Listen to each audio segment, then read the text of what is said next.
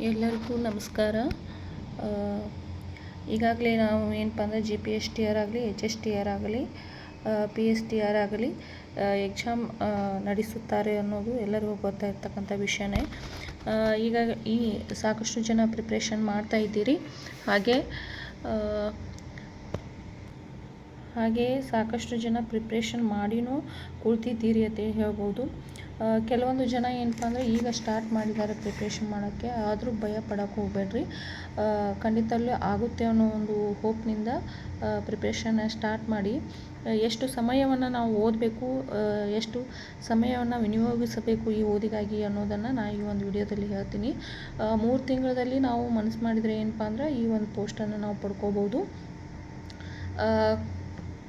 ಕೆಲವೊಂದು ಜನ ತುಂಬ ಭಯ ಪಡ್ತಾ ಇದ್ದೀರಾ, ಇನ್ನು ಕೆಲವೊಂದು ಜನ ಕೇಳ್ತಾ ಇದ್ದೀರಾ ಸಿಲೆಬಸನ್ನು ಕಳಿಸಿ ಅಂತೇಳಿ. ಇಷ್ಟು ದಿನ ಆದ್ರೂ ಸಿಲೆಬಸ್ ಗೊತ್ತಿಲ್ಲ ಅನ್ನೋದು ನನಗೇನಪ್ಪ ಅಂದ್ರೆ ಒಂದು ದೊಡ್ಡ ಒಂದು ಏನಪ್ಪ ಅಂದ್ರೆ ವಿಷಯನೇ ಆಗಿದೆ ಅಂತ ಹೇಳ್ಬೋದು. ಅಂದರೆ ಸಿಲೆಬಸ್ ಈಗ ಸಿಲೆಬಸ್ ತೆಗೆದು ಇನ್ನು ಓದೋದು ಅಂದರೂ ಸ್ವಲ್ಪ ಟೈಮ್ ಹಿಡಿಯುತ್ತೆ ಅಂತ ಹೇಳ್ಬೋದು. ಆದರೂ ಪರವಾಗಿಲ್ಲ, ಸಿಲೆಬಸ್ಸನ್ನು ಕೇಳ್ತಾ ಇದ್ದೀರಾ ಯಾವ ರೀತಿಯಾಗಿ ಓದಬೇಕು, ಸಿಲೆಬಸ್ ಏನೇನು ಇರುತ್ತೆ ಅಂಥೇಳಿ. ನಾನು ಸಿಲೆಬಸ್ ಹೇಳೋಕ್ಕಿಂತ ಮುಂಚೆ GPSTR ಪ್ರಶ್ನೆ ಪತ್ರಿಕೆಗಳ ವಿಭಾಗವಾರು ಅಂಕಗಳ ಬಗ್ಗೆ ನಾನು ನಿಮ್ಗೆ ಹೇಳ್ತೀನಿ. ಮೊದಲು ನೀವು ಸಿಲೆಬಸನ್ನು ಎಲ್ಲರೂ ಏನಪ್ಪ ಅಂದರೆ PDF ಸಿಗುತ್ತೆ. ಅದನ್ನು ಸಿಲೆಬಸನ್ನು ತೆಗೆದುಕೊಂಡು ಕಾಪಿಯನ್ನು ಮುಂದಿಟ್ಕೋರಿ. ಮೊದಲು ಯಾವ ವಿಷಯದಲ್ಲಿ ಎಷ್ಟೆಷ್ಟು ನಾವು ಓದಬೇಕು ಅನ್ನೋದನ್ನು.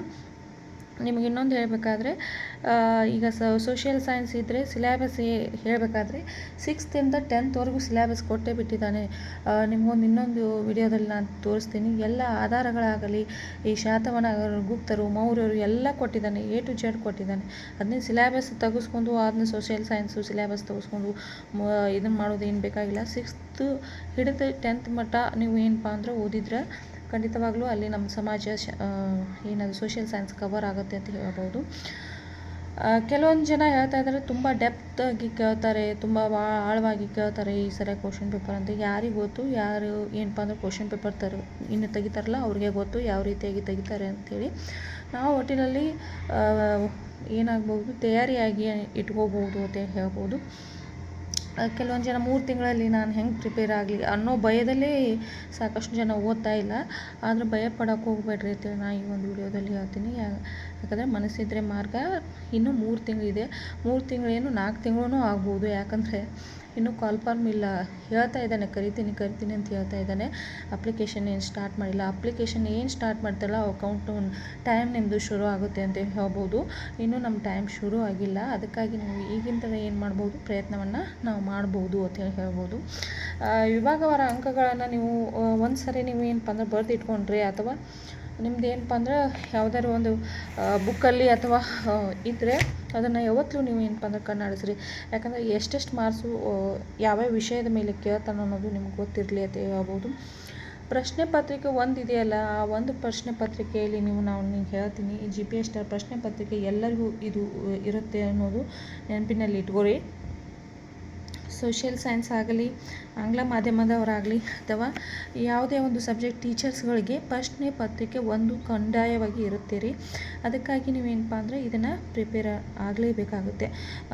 ಇದು ನಮ್ಮ ಪೇಪರ್ 2, ಪೇಪರ್ 3 ಅದು ನಮಗೆ ವಿಷಯಕ್ಕೆ ಸಂಬಂಧಪಟ್ಟಿರ್ತಕ್ಕಂಥ ಒಂದು ಪತ್ರಿಕೆಗಳಾಗಿರುತ್ತೆ. ಆದರೆ ಇದು ಒಂದು ಪ್ರಶ್ನೆ ಪತ್ರಿಕೆ ಇದೆಯಲ್ಲ, ಇದು ಎಲ್ಲರಿಗೂ ಅನ್ವಯ ಆಗುತ್ತೆ. ಇಲ್ಲಿ ನೋಡ್ರಿ, ಇಲ್ಲಿ ಕೆಲವೊಂದು ಜನ ಕೇಳಿದ್ರಿ ಯಾವ್ಯಾವ ವಿಭಾಗವಾರ ಅಂಕಗಳ ಬಗ್ಗೆ ಹೇಳ್ರಿ ಅಂತೇಳಿ. ಆದರೆ ಅದೇ ನಾನು ಈಗ ಈ ಒಂದು ವಿಡಿಯೋದಲ್ಲಿ ಹೇಳ್ತಾ ಇದ್ದೀನಿ. ಈಗಾಗಲೇ ಸಾಕಷ್ಟು ವಿಡಿಯೋಗಳಲ್ಲಿ ಸಹ ಇದನ್ನು ಹೇಳಿದ್ದಾರೆ, ವಿಭಾಗವಾರ ಅಂಕಗಳು ಯಾವ ವಿಷಯದ ಮೇಲೆ ಎಷ್ಟು ಕೇಳ್ತಾನೆ ಅಂತೇಳಿ. ನಾನು ಇದೊಂದು ಸಲ ಹೇಳ್ತಾ ಇದ್ದೀನಿ. ನನ್ನ ಹಳೆಯ ವಿಡಿಯೋದಲ್ಲೂ ಸಹ ನಾನು ಹೇಳ್ತೀನಿ. ಸಾಮಾನ್ಯ ಕನ್ನಡ 25 ಅಂಕಗಳು, ಸಾಮಾನ್ಯ ಆಂಗ್ಲ ಭಾಷೆ 25, ಸಾಮಾನ್ಯ ಜ್ಞಾನ 25, ಶೈಕ್ಷಣಿಕ ಮನೋವಿಜ್ಞಾನ ಮತ್ತು ಮಗುವಿನ ಬೆಳವಣಿಗೆ. ಇದು ನೋಡ್ರಿ, ಶೈಕ್ಷಣಿಕ ಮನೋವಿಜ್ಞಾನ ಮತ್ತು ಮಗುವಿನ ಬೆಳವಣಿಗೆ 50 ಮಾರ್ಕ್ಸನ್ನು ಇಟ್ಟಿದ್ದಾರೆ ಇಲ್ಲಿ.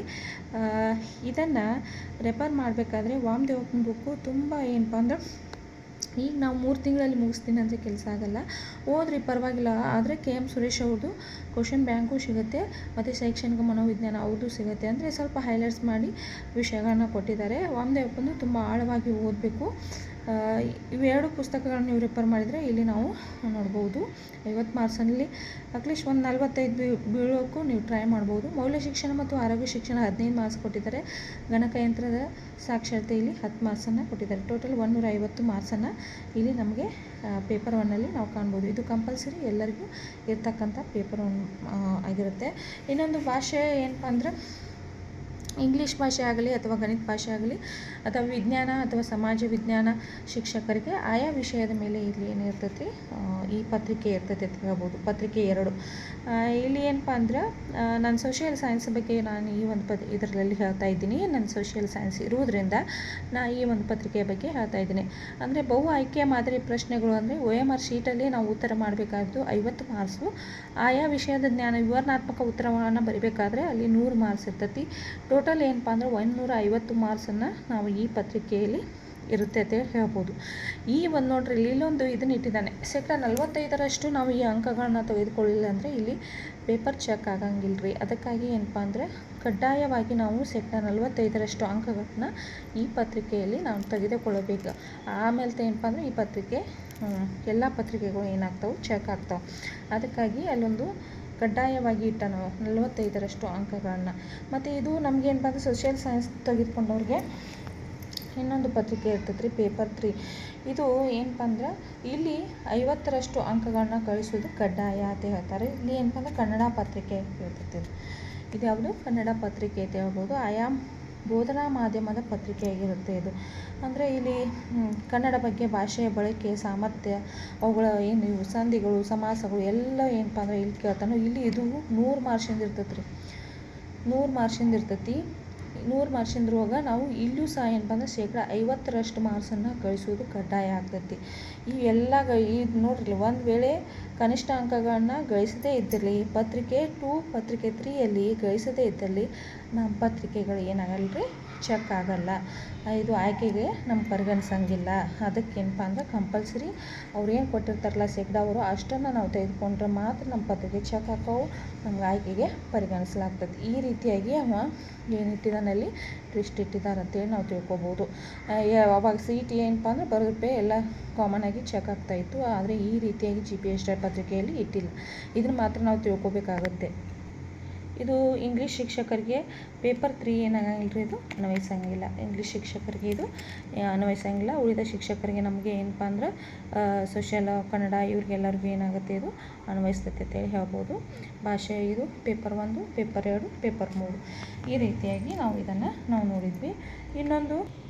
ಇನ್ನೊಂದು ವಿಷಯ ಏನಪ್ಪ ಅಂದ್ರೆ ಕೆಲವೊಂದು ಜನ ಏನಪ್ಪ ಅಂದ್ರೆ ಆಥರ್ ಬುಕ್ಗಳನ್ನ ಸಾಕಷ್ಟು ತೆಗೆದುಕೊಳ್ತಾ ಇದ್ದೀರಿ. ಬೈದಲ್ಲೇ ಕೇಳ್ತಾ ಇದ್ದೀರಿ ಕ್ವಶನನ್ನು ನನಗೆ. ಯಾವ ರೀತಿಯಾಗಿ ನಾವು ಏನಪ್ಪ ಅಂದ್ರೆ ಆಥರ್ ಬುಕ್ಗಳನ್ನ ಈಗ ಓದ್ಬೋದನಾ ಅಂಥೇಳಿ. ಮೊದಲು ನೀವು ಬೇಸಿಕ್ಕಾಗಿ 7ನೇ ತರಗತಿಯಿಂದ 12ನೇ ತರಗತಿ ಅಟ್ಲೀಸ್ಟ್ 10ನೇ ತರಗತಿ ಹೇಳಿದರು.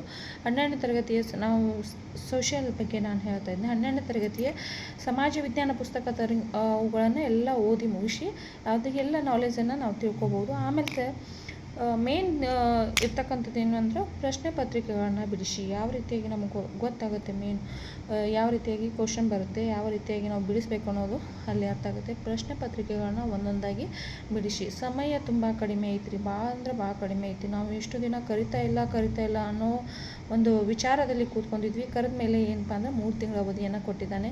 ಇತ್ತಾಗ ಎಕ್ಸಾಮು ಆಗುತ್ತೆ, ಇತ್ತಾಗೂ ರಿಸಲ್ಟು ಬರುತ್ತೆ ಅಂತ ಹೇಳಿದ್ದಾನೆ. ದಿನಾಲು 8ರಿಂದ 12 ತಾಸುಗಳು, 12 ತಾಸಿಗಿಂತ ಹೆಚ್ಚಾದರೂ ನೀವು ಓದ್ರಿ. ಯಾಕಂದರೆ 3 ತಿಂಗಳ ಅವಧಿ, 3 ತಿಂಗಳಲ್ಲಿ ನೀವು ಎಷ್ಟು ನಾವು ಪರಿಶ್ರಮ ಪಡ್ತೀವಲ್ಲ ಅಲ್ಲಿ ರಿಸಲ್ಟ್ ನಮಗಾಗಿ ಕಾಯ್ತಾ ಇರುತ್ತೆ ಅನ್ನೋದನ್ನು ನೆನಪಿಟ್ಕೊಂಡು ಓದುತ್ತಾ ಬನ್ನಿ ಅಂತ ಹೇಳ್ಬೋದು. ಒಂದು ಒಳ್ಳೆಯ ವೇಳಾಪಟ್ಟಿಯನ್ನು ಹಾಕಿಕೊಳ್ಳಿ. ನಿಮ್ಮ ಒಂದು ಮನೆಯ ದಿನಚರಿ ಆಗಿರುತ್ತೆ, ಮನೆಯಲ್ಲಿರ್ತಕ್ಕಂಥ ಪ್ರಸಂಗಗಳು ಯಾವ ರೀತಿಯಾಗಿರುತ್ತೆ ಅನ್ನೋದನ್ನು ನೀವು ನೋಡಿಕೊಂಡು ಅದನ್ನು ಒಳ್ಳೆಯ ಒಂದು ವೇಳಾಪಟ್ಟಿಯನ್ನು ಹಾಕಿಕೊಂಡು ಓದ್ತಾ ಬನ್ನಿ ಅಂತ ಹೇಳ್ಬೋದು. ಗುಣಾತ್ಮಕವಾಗಿ ಯೋಚನೆ ಮಾಡಿ, ಋಣಾತ್ಮಕವಾಗಿ ಯೋಚನೆ ಮಾಡೋಕ್ಕೆ ಹೋಗ್ಬೇಡ್ರಿ. ಬರುತ್ತೆ ಥಿಂಗ್ಸು, ಅವು ಏನು ಥಿಂಕ್ ಬರುತ್ತೆ, ಏನು ಆಗಲ್ಲ, ಏನು ಇಷ್ಟು ದಿನದಲ್ಲೇ ಆಗಿಲ್ಲ, ಈಗ ಆಗಲ್ಲ ಏನು ಅನ್ನೋ ಒಂದು ವಿಚಾರಗಳು ಬರುತ್ತೆ. ಆ ರೀತಿಯಾಗಿ ಯೋಚನೆಯನ್ನು ಮಾಡ್ಕೋಬೇಡ್ರಿ. ಗುಣಾತ್ಮಕವಾಗಿ ಯೋಚನೆ ಮಾಡಿ ಅಂತ ಹೇಳ್ಬೋದು. ಇನ್ನೊಂದು ಇದೊಂದೇ ಚಾನ್ಸ್ ಅಂತ ಹೋದ್ರೆ, ಯಾಕಂದ್ರೆ ಮುಂದೆ ಬರುತ್ತೋ ಇಲ್ಲೋ ಗೊತ್ತಿಲ್ಲ. ಇದೊಂದೇ ಚಾನ್ಸ್ ಅಂತ ಓದ್ರಿ ಅಂತ ಹೇಳ್ಬೋದು. ಯಾರೇ ಏನಂದರೂ ನೀವೇನು ಮಾಡೋಕೆ ಹೋಗ್ಬೇಡ್ರಿ, ತಲೆ ಕೆಡಿಸ್ಕೊಳಕ್ಕೆ ಹೋಗ್ಬೇಡ್ರಿ. ಯಾಕಂದರೆ ಇದೊಂದು ಯಾರು ಯಾಕೆ ಏನು ಯಾಕೆ ಅನ್ಕೋರಕ್ಕೆ ನಾನು ಇದನ್ನು ಗೆಲ್ಲಬೇಕು ಅನ್ನೋ ಒಂದು ಹಠ ನಿಮ್ಮಲ್ಲಿ ಇರಲಿ ಅಂತ ಹೇಳ್ಬೋದು. ನೆಕ್ಸ್ಟ್ GPSR ಪ್ರಶ್ನೆ ಪತ್ರಿಕೆಗಳು ಈಗಾಗಲೇ ನಾನು ಹೇಳಿದೆ. ವಿಭಾಗವಾರ ಅಂಕಗಳ ಹಂಚಿಕೆ ಯಾವ ರೀತಿಯಾಗಿರುತ್ತೆ ಅದನ್ನು ಮೇನ್ ನೀವು ತಿಳ್ಕೊರಿ. ಒಂದು ವಿಷಯ ನಾವು ಓದಕ್ಕೆ ಹೋಗ್ತೀವಿ ಈಗ ಶೈಕ್ಷಣಿಕ ಮನೋವಿಜ್ಞಾನ ಮಗುವಿನ ಬೆಳವಣಿಗೆ 50 ಮಾರ್ಕ್ಸ್ ಐತೆ 3 ಪತ್ರಿಕೆಗಳನ್ನ ಬಿಟ್ಟು ಅದೊಂದೇ ಪುಸ್ತಕವನ್ನು ಹಿಡ್ಕೊಂಡು ಕೂತ್ರೆ ಕೆಲಸ ಆಗಲ್ಲ. ಅದಕ್ಕೆ ವಿಭಾಗವಾರ ಅಂಕಗಳ ಒಂದು ಯಾವ್ಯಾವ್ದು ಅನ್ನೋದನ್ನು ಬರ್ಕೊಂಡು ಅದನ್ನು ಏನಪ್ಪ ಅಂದರೆ ಪಟ್ಟಿ ಮಾಡಿ ನಿಮ್ಮ ಗೋಡೆಗಳಿಗೆ ಅಂಟಿಸ್ಕೊಳ್ಳಿ ಅಂತ ಹೇಳ್ಬೋದು. ನೆಕ್ಸ್ಟ್ ಏನು ಮಾಡ್ಬೋದು, ಈ ಸಲ ಖಂಡಿತ ಆಗುತ್ತೆ ಅನ್ನುತ್ತಾ ಎಕ್ಸಾಮ್ ಬರೀರಿ.